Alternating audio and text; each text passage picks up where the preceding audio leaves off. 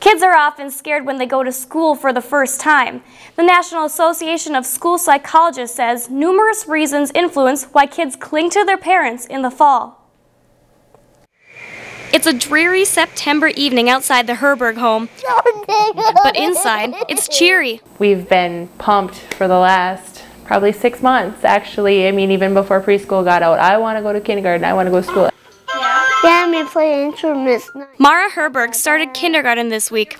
Her enthusiastic personality made it easy, but experts say there's more to it. Counseling professor Dory Walker says school stresses can start at home.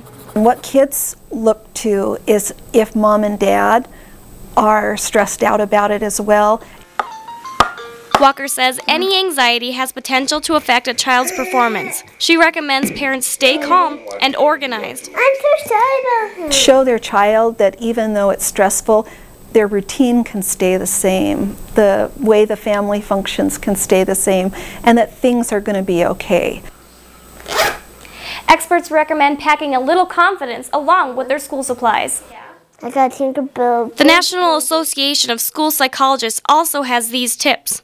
Make sure to have extra time in the morning, let your kid know you care, and hold back your emotions when you drop them off at school. Like the minute I grabbed the door handle and was going out of the classroom was when everything just kind of, all the emotions came down and I lost it. I started crying.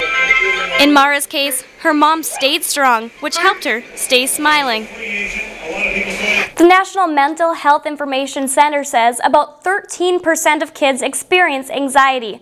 Young girls are affected more than boys.